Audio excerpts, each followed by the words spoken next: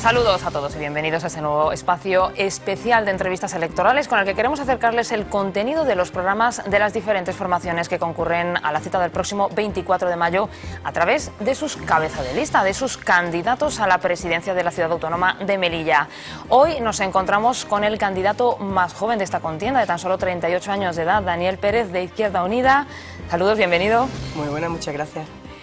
Pero bueno, antes de nada y por dar algunas pinceladas sobre su trayectoria, usted es licenciado en Filosofía por la Universidad de Málaga, cuenta con un doctorado en la materia y con un título de experto universitario en Teoría del Arte Contemporáneo. Actualmente es profesor del Departamento de Filosofía en el Instituto Miguel Fernández, aunque también estudia Educación Primaria en el campus melillense. Además de la docencia, ha trabajado como mozo conductor e inspector de aguas. Pues Daniel Pérez, ¿cuándo comenzó entonces su inquietud política y concretamente su militancia en Izquierda Unida? Bueno, pues una historia que la estoy refrescando porque últimamente la cuento bastante, ¿no? Ya en los años mozos, en las enseñanzas medias, cuando estaba en el BUP, que entonces era el Bachillerato Unificado Polivalente, pues había movimiento estudiantil interesante, cada 2 por 3 había algunos movimientos organizados, manifestaciones en el edificio negro. Yo me acercaba por allí a ver qué tal. Y poco a poco fui conociendo gente y lo primero que me llamó la atención sobremanera fue la acampada por el 0,7%. No sé si te acordarás aquello, que los movimientos sociales venían reivindicando esa inversión del 0,7% del PIB nacional para la ayuda al desarrollo. No se consiguió, aunque hubo algunos compromisos, pero sí que se dinamizó de manera importante un poquito los sectores sociales más activos, ¿no? Y ahí me engancho yo. Es un tiempo en el que efectivamente no acampo todavía porque soy muy joven, mi mami no me dejaba, pero ya enseguida me engancho al movimiento estudiantil, tanto en medias como universidad, y es donde desarrollo más mi actividad política, social. Sus inquietudes, y concretamente en Izquierda Unida aquí en Melilla. En Izquierda Unida en Melilla tenemos una trayectoria corta. El compañero Rosendo en una ocasión en reunión por Málaga conoció a algunos compañeros de Málaga y hablando informalmente dijeron: oye, ¿no conoces al Dani? Y ya nos pusieron en contacto, nos tomamos un café y ahí empezó. Llevamos 2 años y medio andando, participamos en la 10ª asamblea donde salió reelegido Cayo Lara con un porcentaje alto y hasta aquí, hasta el día de hoy, que nos plantamos en nuestras primeras elecciones en Melilla, aunque ya hemos hecho fuera de la ciudad, hemos hecho algunas, sí. ¿Y cuáles son las aficiones del candidato de Izquierda Unida? Pues mira, a mí me gusta bastante el deporte, pero también me gusta mucho, bueno, aparte, ya sabes, todo lo que sea académico lo llevo un poco, pero eso es como si fuera trabajo, aficiones, el deporte, pero de sofá. Yo soy bastante de deporte de sofá, más que activo. Y me gustan mucho los videojuegos también. Y bueno, pasear, salir de fiestas y tal, tampoco es algo que me desagrade. No, como a nadie, ¿no? No. Pero como buen conocedor, como dice, de la realidad educativa de Melilla, ¿cuáles diría que son las principales necesidades de la ciudad en ese aspecto? Bueno, ahí hay que hacer un estudio amplio, profundo y serio, ¿eh? Aquí las impresiones personales, así picoteando, están muy bien, pero son muchos los problemas. Podríamos empezar localizando el problema, el abandono, el fracaso y las altas cuotas eso, de poco rendimiento académico, sobre todo porque luego nos encontramos a los jóvenes parados y sin formación, ¿no? Unos índices de desempleo altísimos, pero también poco formados para buscarse alternativas en el mercado laboral.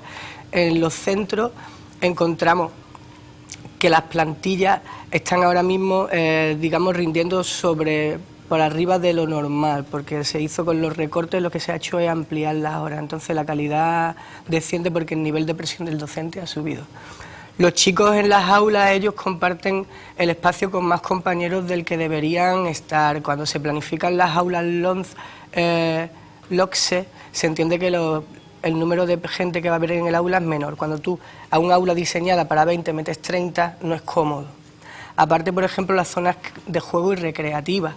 En cualquier instituto peninsular lo normal es que haya 3 canchas de voleibol, 2 de fútbol, árboles, jardines, y aquí los niños hacen los recreos cortando ellos mismos la calle, como en los Hartos del Real, o sin cortar la calle, pero en la propia calle, como en el mío, en el Miguel Fernández. Solo los de primero lo hacen en un patio interior. Más problemas que tenemos, sobre todo, es que tú te creas que lo que estás haciendo sirve para algo, y hemos vendido durante mucho tiempo la idea a las jóvenes generaciones de que estudiar era para losers, para perdedores, que aquí lo que había que hacer es dar un pelotazo, hacer un easy money, el business, el negocio rápido y fácil, dinero sin esfuerzo y sin riesgo, y eso no, eso era mentira. Pues si le parece, entramos ya en el programa electoral, propiamente dicho, y la fórmula que propone Izquierda Unida para reformar las instituciones. Vamos a hablar un poco de lo que más preocupa a los ciudadanos, un poco el tema de la corrupción. Y Izquierda Unida quiere provocar un verdadero cambio en la política. Dice que quiere hacerlo promoviendo administraciones democráticas, la democracia participativa. ¿En qué consiste esto, Daniel Pérez? Bueno, ya sabes que la democracia la inventaron unos señores con barba allá en Atenas por el siglo V a.C., y ellos lo que hacían era participar directamente en los asuntos públicos. Entonces eso es la democracia directa, donde el ciudadano está directamente implicado en el quehacer de la polis, de la ciudad. Esta forma de gobierno vino a estar en crisis durante mucho tiempo en la historia y se soterró, y cuando florece después con los liberales y después de los periodos revolucionarios que tienen epicentro en Francia, Inglaterra, Estados Unidos y tal, vuelve la democracia, pero bajo otra fórmula, bajo la fórmula de la representatividad. Entonces ya no soy yo quien directamente decide sobre los asuntos de la polis, sino que elijo al que decide. Es la democracia representativa que conocemos hoy. Entonces nosotros lo que vamos buscando son mecanismos que vayan acercándonos al modelo anterior, que no solo lo proponen los clásicos griegos. Por ejemplo, un autor de referencia que apuesta por la democracia directa es Rousseau, que él además habla de voluntad general, y es como tú te tienes que implicar en las instituciones públicas, porque no es algo ajeno a ti. No sabe a poco solo elegir a quién depositar una confianza, que además luego no existen mecanismos para revocar de los cargos, existen aforos que blindan a quien haga las cosas mal. Entonces nosotros, incluso cuando nadie veía problemas de corrupción y nadie veía problemas en España con el ámbito de la vivienda, la construcción, etcétera, un tal Cayo Lara en Seseña, en su pueblo, empieza a criticar las formas de hacer del alcalde y lo va diciendo lo del tema de los maletines y tal. Y ahí es cuando nosotros empezamos a impulsar el tema, ¿no? El Pocero, no sé si te acordarás del Pocero, Cayo Lara tuvo bastante que ver con esto y desde el primer momento lo puso como eje, luchar contra lo que se estaba haciendo con las recalificaciones de terreno y el juego entre el capital privado y las instituciones públicas, que se borraron de repente las barreras que delimitan uno y otro, y el capital privado se permitió el lujo de utilizar los resortes democráticos como si le pertenecieran, como si fueran parte de su empresa. Un empleado, ese no es el alcalde, es mi empleado, para ese le pago yo. Pero como le decía, la corrupción, según las encuestas, es en Melilla la principal preocupación ciudadana. ¿Cuáles son los antídotos de Izquierda Unida y cuál es quizá el modelo de gobierno que planteáis para las próximas elecciones? Bueno, en cuestiones políticas ya sabes que lo de los antídotos los podemos intentar, no hay varitas mágicas. La transparencia es fundamental y el acogerse a la ley. Yo es que creo que no hay un gran secreto para acabar con la corrupción mientras que se hace las cosas con honestidad y con humildad y con afán de servicio público. El problema está cuando lo que te venía relatando antes, cuando es que accedemos a las instituciones para proyectar nuestros intereses privados. Entonces sí, entonces cuando soy capaz de no respetar la ley, cuando soy capaz de utilizar mis resortes y mi capacidad de influencia para, valga la redundancia, influir entre mis círculos cercanos, y eso es la corrupción, cuando tú no respetas los parámetros de igualdad, libre competencia, mérito, que es de lo que se debe basar lo público, ¿no? Todos estamos en condiciones de igualdad. Transparencia. Pero, por ejemplo, Izquierda Unida, al igual que... Y participación. Es que es muy importante, si es que es cuando el ciudadano está pendiente al gobernante, el ciudadano individual o a través de los múltiples mecanismos, asociaciones, cualquier asociación, aunque sea de enfermos o de cultural o de cualquier ámbito, deportiva, Desde ahí se hace política, desde ahí se hace la labor de observancia, los medios de comunicación. Claro, también podemos hablar de cuando los medios de comunicación juegan un papel que no sería el suyo o nos parece por ciertas explicaciones que también vendrían a explicar lo que decíamos antes. ¿Dónde está la barrera entre lo público y lo privado? ¿Qué había hecho con ella? Claro, pero todas esas cuestiones, asociaciones, medios de comunicación, existen. Sin embargo, también existe la corrupción. ¿Cómo podemos acabar con...? Pero ¿por qué no te estás implicando? Vosotros últimamente en esta casa se está implicando. Nadie le puede decir que no. Pero una asociación considera que ese no es su ámbito. Que ellos con disputar el beneplácito de una subvención ya vale, no. Hay que estar encima, hay que saber a quién se le han concedido los proyectos, qué proyectos han hecho, por qué yo traía unos proyectos diseñados y no han valido tanto como los que diseñaste tú. ¿Es la persona más conveniente la que está al cargo del dispositivo que estamos tratando de desempeñar en este aspecto concreto de la sociedad? Ahí. Por ejemplo, la democracia estaba diseñada para que no solo desde los partidos, no solo desde la representación se desarrollara, se potenció asociaciones de vecinos, asociaciones de padres en los colegios, los consejos escolares, un montón de los consejos de la juventud, se potenció los sindicatos. ¿Estás viendo? Son un montón de ámbitos donde no es propiamente partido político, pero ahí se hacía política. Pero no, de repente nos dijeron que no se hacía política ni en los partidos, que la política la hacían unas personas con corbata y traje. Y que solo es cosa de ellos, porque son muy técnicos y los demás no sabemos de eso. Yo, sin embargo, pienso que, ya que nos vamos a equivocar, para eso me equivoco yo. Y aunque yo no sea un técnico, pues, para que se equivoque el que los hace con afán no sé de qué, prefiero que se equivoque el pueblo, no yo, las personas, ¿no? Yo creo que sí que falta un poquito de implicación. La gente le da pavor participar en política, porque se cree que participar en política es lo que estoy haciendo yo, ser candidato de un partido. No, participar en política es preguntarte en tu trabajo qué va bien y qué va mal, saber tu nómina. O sea, es que decimos que los trabajadores, o sea, que los ciudadanos no nos implicamos en política, pero ¿y tú te implicas en tu vida en algo? ¿Tú miras tu nómina y la revisas? ¿Qué es tu nómina? Las leyes. Yo soy profesor, ¿cuántos profesores conocen la ley educativa? Yo soy trabajador, ¿cuántos trabajadores se preocupan por las leyes de reforma laboral?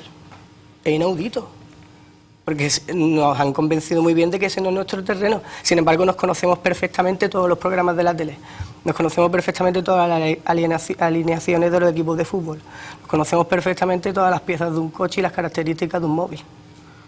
Nos interesamos por cosas muy banales, mientras que lo que determina nuestra vida diaria lo han transportado a un terreno donde parece que no nos corresponde. Y sí, hay que tomar las riendas ahí. Izquierda quiere implicar, por tanto, al ciudadano... No, yo invito al ciudadano a que se implique, no es que yo quiera, yo lo deseo, ¿no? Pero yo no hay un mecanismo, tú puedes dar facilidades, pero no puedes, digamos, no sé cómo decirlo. Mi objetivo, yo voy a conseguir que la gente... No, yo no sé si lo voy a conseguir. Yo te voy a invitar. A invitar. Incluso en la elaboración de los presupuestos, esos presupuestos participativos. Claro, que tanto entonces... esa era la otra pata de lo que te comentaba de la democracia participativa. Entonces, quien primero se le ocurrió esto fue el Ayuntamiento de Portalegre en Brasil. ¿Se te acuerdas de los foros mundiales? Foro Social Mundial, que son las alternativas a las cumbres de Davos. Acuérdate que los movimientos antiglobalización, ¿no? Los grandes poderes económicos del mundo se reunían en la ciudad, en alguna ciudad especial que a ellos les gustara, para hablar sobre la economía global.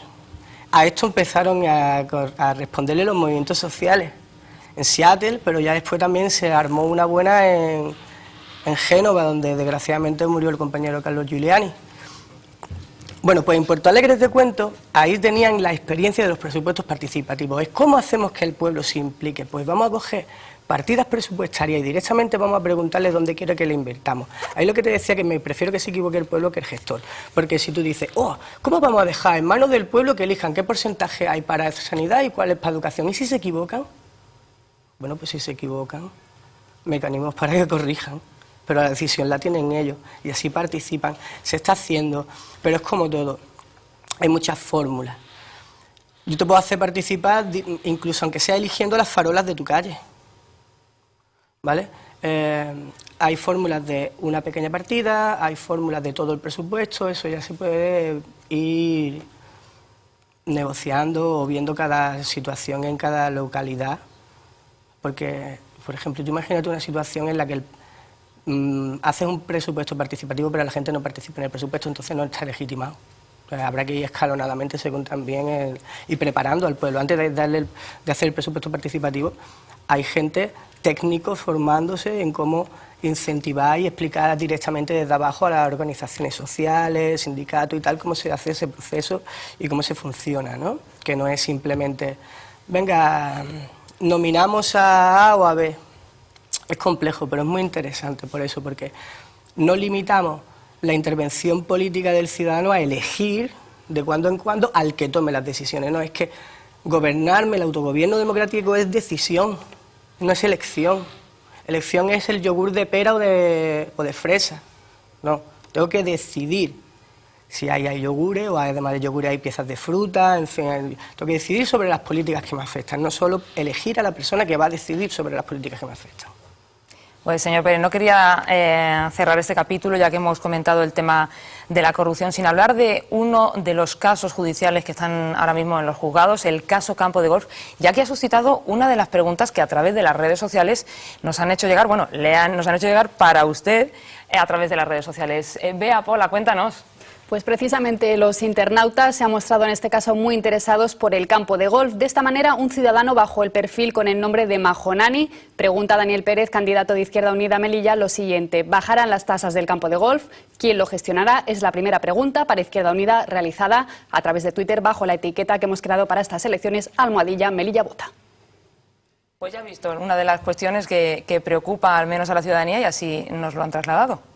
Pues tengo el gusto de conocer a Majonani. Lo que pasa es que no voy a desvelar su identidad. Bueno, nosotros hicimos una pregunta parlamentaria al Parlamento Europeo a través de nuestra diputada Marina Albiol. La primera respuesta que nos dio Europa fue que no hay ningún problema, que eso se hizo, ese presupuesto se hizo porque había una escombrera y se ha hecho una intervención para el desarrollo económico local.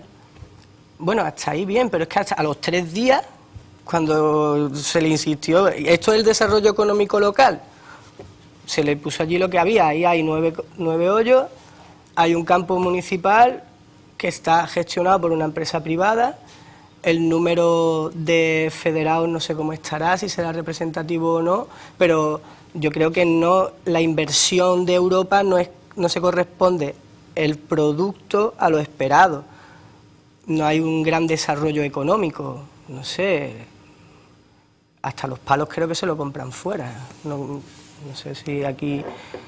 Luego, el campo de golf genera muchas dudas, ¿eh? Por ejemplo, a mí me gustaría saber, yo es que no lo sé, pero acerca de cómo está legislado desde Europa el agua ahí, porque es una zona chunga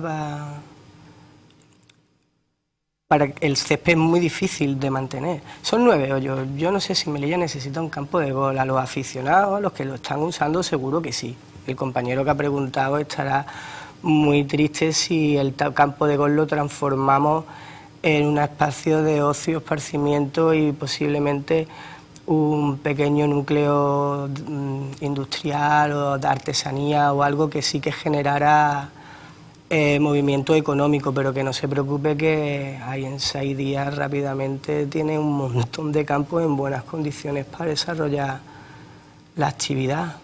O sea que directamente abogarían por suprimir el campo de golf y destinarlo a otras funciones. Tal como está, sí. Tal como está, lo suprimiríamos. Porque es que ni siquiera, ya te digo, mira, si el campo de golf estuviera gestionado por una empresa municipal y tú me dices a mí que has hecho una escuela de golf donde están yendo todos los niños de los colegios y que dentro de 10 años tenemos un Tiger Bull, yo lo dejo. Pero es que no es eso. Es que no es eso. O sea, que pasa por un cambio en el modelo, ¿no?, de gestión. Yo pienso que sí. Yo pienso que sí. Y ya saben, ¿no?, que Melilla es una ciudad muy deportiva y ideal para la práctica del deporte, ideal. Yo creo que no nos pasa nada si nos quedamos sin 9 hoyos, ¿eh? y ese dinero lo invertimos, por ejemplo, en deporte base. Que hay muchos aficionados que quizás sus instalaciones no las tienen bien, los alteras, los lanzadores, los que levantan pesas, halterofilia, tienen unas buenas instalaciones, porque yo sé que ganan bastantes campeonatos de España. Las gimnastas de gimnasia rítmica las tienen en tiro con arco, tiro con pistola. Las especialidades de tiro serían muy interesantes desarrollarlas aquí, porque por las características de la ciudad hay bastantes personas que saben tirar, disparar, pero no sé cómo están las instalaciones, si podríamos incluso hacer un centro de alto rendimiento, tiro con arco. Son disciplinas que te puede caer hasta medalla olímpica. El gol es olímpico, pero en exhibición solo. Y son 9 hoyos. Aquí es que no tiene sentido. Pues si le parece, pasamos de la corrupción a una, digamos, de las lacras de la ciudad, que es el paro. Más de 12.000 desempleados, un paro que además no podemos decir que sea por culpa de la crisis, hablamos de un paro estructural en la ciudad de Melilla. ¿Cómo solucionamos este problema? Este problema se soluciona planificando. Este problema se soluciona haciendo un plan de choque en el que tú vayas a formar a la gente para un proyecto. Claro, si la idea es una maqueta, y yo te digo, mira, lo vamos a solucionar todo con la maqueta de esta ampliación del puerto. Y te vuelve el argumento donde yo te lo he dejado. Y formamos a la gente, y se anima la economía. No, porque además eso es inviable. Vamos a cosas viables. Cosas viables en la ciudad. En la ciudad es viable una planta de montaje tipo Ford con una... No, la ciudad no tiene apenas espacio para una gran industria. Entonces habrá que hacer industrias pequeñitas. ¿Tiene sentido que cualquier mercancía que consumamos los melillenses venga de fuera? Ya sea de Península o de Marruecos. Algunas inevitablemente las tienes que traer. Pero todas, siempre ponemos el ejemplo de los huevos. Una pequeña nave con las unidades que se prevean, que el ganadero hace la previsión, dice 80.000 habitantes, pues 5.000 gallinas, o 10.000 gallinas. Tú no te tienes que traer los palés de huevos en barco. Apostaríamos, por ejemplo, por pequeñas industrias manufactureras, conserveras, por ejemplo. Tú puedes hacer una conservera pequeñita, como ya ha tenido la ciudad, que la ciudad tiene esa experiencia. Hacer un producto de denominación de origen y tratar de exportarlo. Hay muchos ámbitos que tú puedes desarrollar. Nosotros en el artículo que os hemos entregado para el próximo número de La Luz, hablamos incluso de un pequeño parque tecnológico. Las redes y las telecomunicaciones lo que hacen es desafiar las leyes del espacio físico. ¿Cuál es el problema de Melilla? El espacio físico. Pues ahí tienes el instrumento que te permite desafiarlo. Entonces, en una pequeña instalación, un pequeño complejo, tú puedes, con personal formado, que no es tan complicado, lo que pasa es que no se trata de dar un curso de WordPerfect, se trata de dar cursos para desarrollo de aplicaciones, de software, de diseño web, entonces, de atención al cliente telemática. Entonces tú puedes hacer un pequeño parque tecnológico. Y les decíamos en el artículo que veréis la semana que viene, que haría de puente entre África y Europa. La idea es interesante. Y tener gente que aprenda a programar. Porque el producto que sale de ahí, esa mercancía, no genera espacio. Entonces, por ahí hay un nicho de empleo interesante. ¿Va a obligar a los jóvenes melillenses a aprender a programar? No puede. Entonces, las cosas se saldrían poco a poco, pero planificando. Todo lo que tiene que ver, ya te digo, con comunicación, el trabajo inmaterial, que le llaman. Luego, un turismo, vuelvo al artículo que os vaya a leer la semana que viene. Cuando cambiemos el modelo de turismo, entonces generará empleo. Un turismo basado en la conservación del patrimonio y en la exposición del patrimonio que tenemos. Nosotros tenemos una historia riquísima, tenemos un patrimonio material e inmaterial inmenso, pero sin embargo vamos a Fitur a vender una playa que no tiene calidad ninguna. La arena tiene poca calidad, las aguas tienen poca calidad, los servicios son mínimos. Y vamos a Fitur y invertimos el dinero del stand en eso, en sol y playa, cuando no vamos a competir con ningún otro destino, no vamos a salir vencedores con ningún otro destino de sol y playa. Hazte fuerte en lo tuyo, en el turismo de congresos, estancias de investigación, exposiciones, ferias. Hablábamos de producción propia. Un compañero dice, Dani, los chicos del fútbol base pierden oportunidades porque el ojeador no viene. Podríamos tener cámaras de la televisión local grabando partidos y tú a los ojeadores les mandas los partidos, verá cómo tendrán desarrollo. Entonces nosotros tenemos que proyectar Melilla y por ahí hay nicho de empleo, claro que hay nicho de empleo. Lo que no puede ser es que todo lo limitemos a un plan de empleo de boletín oficial.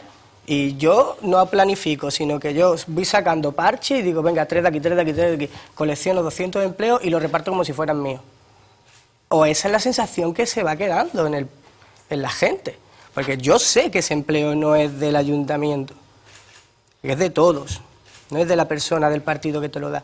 Pero cuando a ti te dice una persona, no, yo es que pago la cuota de un partido porque me va a caer un plan de empleo, tú dices, ¿esto qué es? Cala. Bueno, pero son necesarios esos planes de empleo, independientemente del mal uso que se le pueda hacer. Un plan de empleo, dando. cuando tú tienes un problema de paro brutal, claro que es necesario. ¿Y es el caso de Melilla? En Melilla hacen falta planes. Lo que no está es un plan, mira, su propia palabra lo indica, plan. Eso no es plan. Eso no es un plan. Son una colección de dávidas, de parcheillos, de voy a mandar a un instituto a una persona para ver la biblioteca. Pues si no te falta la biblioteca, lo pones en el jardín. Voy a mandar a uno a no sé dónde.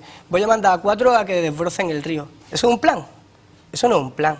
Voy a poner a trabajar a la gente que lo he contratado para otro puesto a hacerme los adornos de Melilla en Flor. ¿Eso es un plan? Eso no es un plan de empleo. Eso es un... Cuando nosotros hablamos del reparto de empleo, pero el reparto de empleo no es decirte, toma, este para ti, este para ti, este para ti. Entonces el reparto del empleo era una idea de las 35 horas, era como, mira, como vamos a trabajar un poquito menos, que cobremos un poquito menos. Esa idea no llegó a calar mucho, pero bueno, en Francia casi que sale, ¿eh? El desempleo es brutal, el desempleo es dramático. Cuando hay desempleo hay que hacer cosas, y un plan de empleo puede serlo, pero también puede ser tirar dinero, o mal acostumbrar a la gente. Cuando te cuentan... No, es que yo estoy aquí, pero prefiero aquel destino que se trabaja menos. No, si aquí de lo que se trata no es de trabajar menos. De lo que se trata no es de, ay, mira qué suerte tengo. Lo que se trata es que tenemos el derecho de trabajar en condiciones dignas y desarrollarnos como personas y ganarnos el pan con el sudor de nuestra frente. Se trata de algo tan básico como eso. Hablando de dignidad, una de las cuestiones que defiende Izquierda Unida en su programa electoral es la vivienda como derecho básico. Teniendo en cuenta que en Melilla hay 3.000 familias esperando una vivienda de protección oficial, ¿cómo solucionamos este asunto?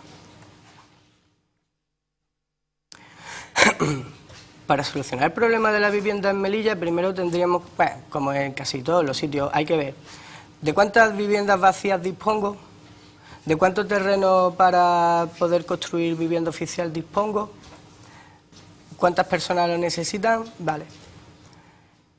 En Melilla hay que liberar espacios. Tenemos, ya lo comentaba antes, que la informática nos viene bien porque elimina las barreras espaciales. Pero en Melilla tenemos muchas barreras espaciales. Tenemos toda la frontera y luego mar, 12 kilómetros cuadrados. Luego tenemos unos espacios donde se podrían construir cosas, pero que todavía no están liberadas a la ciudad. Son terrenos que todavía son de titularidad de otros agentes, a lo mejor ministeriales, ¿no? Ministerio de Defensa, por ejemplo. Un gran clásico en la ciudad es que no se haga colegio porque no se ponga de acuerdo, libere suelo Defensa. Pues entonces, Defensa tendrá que liberar suelo para vivienda o para educación o para lo que sea, o en la entidad que fuera deberá liberar suelo, pero hay que liberar suelo. Lo que no podemos hacer es tantas promociones de pisos de lujo. ¿Están todos vendidos? ¿Los pisos de lujo que se desarrollan en la ciudad están todos vendidos? Esa era la demanda. Los pisos, estoy pensando, y la Taller está todo vendido, Cruz Roja está todo vendido, esa era la demanda. O sea, tenemos casas vacías y una gran demanda de vivienda en protección oficial. Tengo muchas casas sin vender para gente que la pueda vender, vacías, porque la gente que necesita la casa no la puede comprar. Es un galimatías. No sirve. Nosotros, desde luego, si viéramos una situación de emergencia social en la que la gente no tiene casa y las casas están vacías, no tenemos ningún problema en desarrollar tipos de políticas de vivienda como las que desarrollaba Elena Cortés en Andalucía. En esta ley, por ejemplo, no se permitía que haya una familia con ciertos parámetros tuviera un solo día en la calle. Si la desalojaban, se realojaba. Acuérdate de la Correa Utopía, y le acusaron de enchufismo y tal y cual, cuando luego se demostró que es que se cumplían los requisitos. Por eso se rompió el gobierno andaluz. Y si a ti te echaban a la calle, te realojaban inmediatamente. Es que no había ni que echar ningún papel. Y ahí se preveía que los bancos que desahuciaban y tuvieran viviendas vacías, esas viviendas se le iban a confiscar a las autoridades para darle uso social. Y por eso no le gusta a todo el mundo. A nosotros sí nos gusta. A nosotros nos gusta que la gente que necesita casa las tenga. Casa, pero no solo ya las cuatro paredes.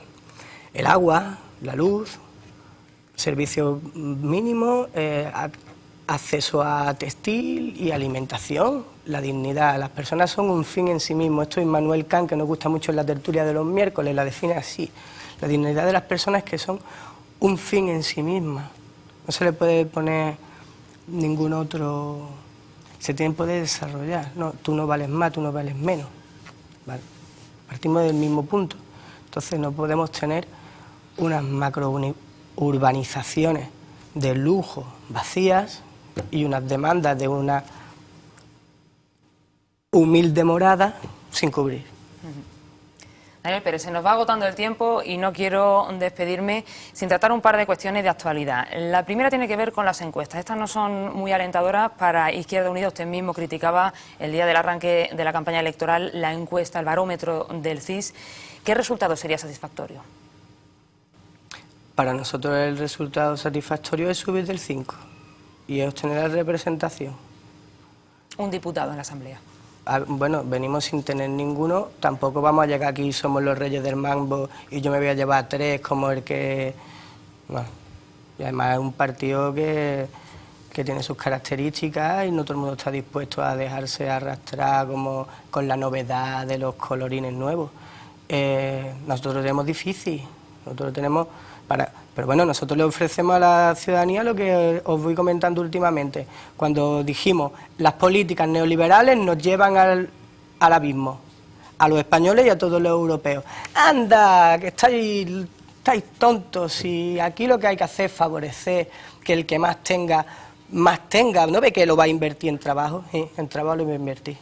Que más tiene más para él, no para invertirlo. Hay algunos empresarios que efectivamente sí que lo hacen, que invierten, bueno, otros se quedan en la esfera especulativa. En este país ya se está generando más dinero de las rentas del dinero que del trabajo, del sudor de la gente, de las personas. Eso es nuevo en la historia de la economía mundial y ya lo tenemos en España. Nosotros queremos el 5%, es lo que nos deja entrar en la Asamblea.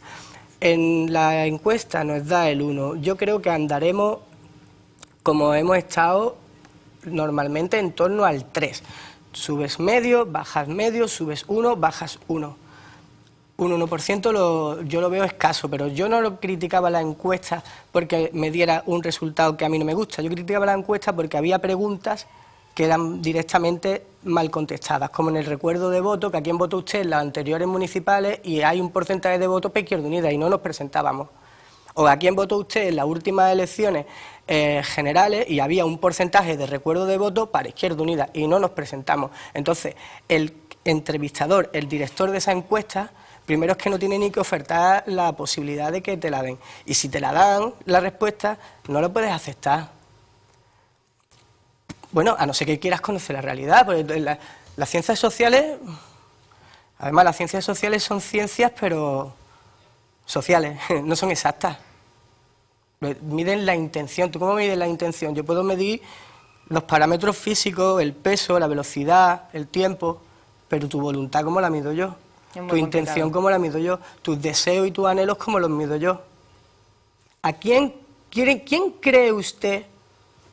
Y contar también con el factor de que no se diga siempre la verdad, como pasa en muchas ocasiones también. Pero mira, no quería despedirme tampoco sin hablar de un último asunto que tiene que ver con un tema ciudadano, una preocupación ciudadana, tiene que ver con la prostitución y nos lo traen a través de las redes sociales. Bea, cuéntanos. Sí, pues precisamente la otra pregunta que se ha realizado a través de Twitter con el hashtag, esa etiqueta que recordamos es Melilla Vota, ha sido sobre los problemas que tienen los vecinos del barrio del Real con la prostitución. Así preguntan a Daniel Pérez, candidato de Izquierda Unida, ¿Qué solución proponen para el problema de la prostitución en Melilla? Bueno, yo he sido vecino del Real y sé muy bien lo que me preguntan los compañeros.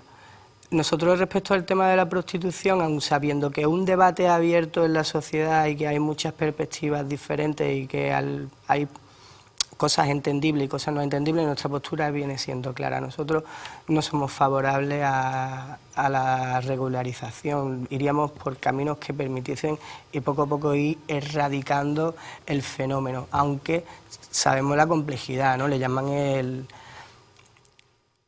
oficio, antiguo, ¿no? Porque digo, el empleo no, Daniel, el oficio más antiguo del mundo, ¿no?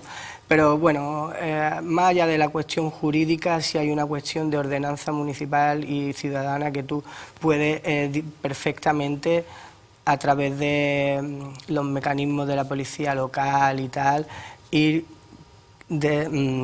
liberando de esa actividad económica a esta calle tan principal, porque yo diría que después de la avenida pocas calles son tan principales como, por ejemplo, la calle de la Legión, ¿no? El barrio del Real es un barrio tan importante y su calle principal, la Legión,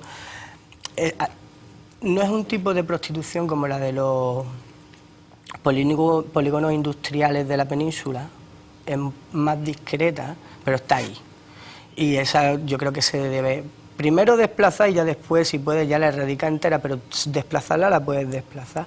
Y no tienes por qué estar a pleno 3 de la tarde, un movimiento que además es molesto, los coches paran, preguntan, el tal, el cual, es muy incómodo. Aparte que, bueno, luego ya en las paralelas o cuando no sé, yo comprendo que los vecinos tienen que estar bastante molestos con el asunto, porque sí, pues al principio te digo la verdad, yo al principio no me daba cuenta de lo que ocurría por lo que te digo, porque al trabajar en Málaga sí sabes cómo va un polígono industrial. Es más evidente, ¿no? Digamos. Vamos, es que aquello es como lencería, ropa interior, tal. Esto es mucho más discreto, pero no deja de ser un problema. Sí, sí, además que sabes que hay un volumen de tránsito que simplemente va a eso, no es que voy a comprar tornillos, no es que voy a comprarme unos zapatos, no, es que voy a ver si subo a alguna chica al coche que me la voy a llevar a no sé dónde, ¿eh? Muy incómodo para los vecinos. Pues Daniel Pérez, lo último, le dejo los micrófonos abiertos para que lance un último mensaje a la ciudadanía como candidato de Izquierda Unida Melilla.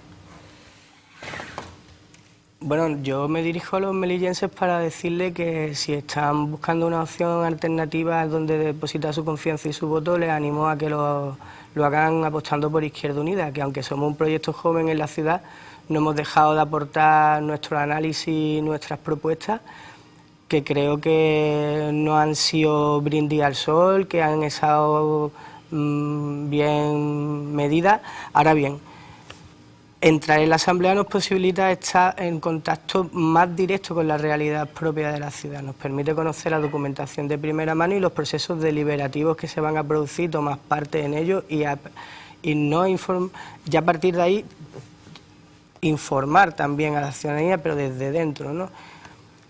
Necesitamos un 5%, si usted se anima, nos vota y yo creo que no se va a arrepentir, además de yo que estoy dando ahora mismo la cara del proyecto, tenemos una lista yo creo que bastante bien montada, joven, que combina la juventud con la experiencia, tenemos también compañeros bastante mayores, pero del mundo laboral, tenemos bastante equilibrio por género, tenemos docentes, tenemos enfermeros, tenemos camareros, nosotros lo mismo eres un funcionario, que eres un chofer, que eres arquitecto, que eres diseñador web o eres comerciante, porque también nosotros, que parece que siempre que hablamos de los trabajadores, que cualquiera que tenga una zapatería es nuestro enemigo, ni mucho menos. Nosotros, mientras que usted no sea el dueño de la Coca-Cola, todavía no es esos ricos de los que nosotros nos referimos. Los trabajadores por cuenta propia son trabajadores, autónomos pero trabajadores. Entonces,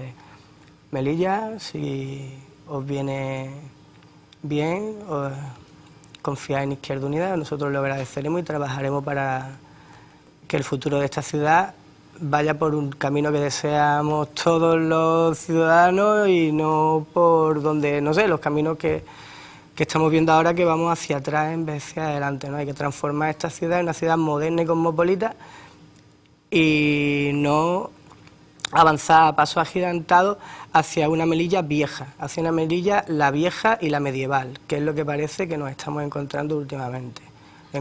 Pues Daniel Pérez, le deseo toda la suerte del mundo en esta contienda electoral y sobre todo le agradezco que haya compartido su tiempo y sus ideas aquí en Cablemen Televisión. Muchas gracias por la entrevista. Y a ustedes también agradecerles su atención y ya saben que los espero en próximos espacios de entrevistas electorales aquí en Cablemen Televisión. Hasta entonces.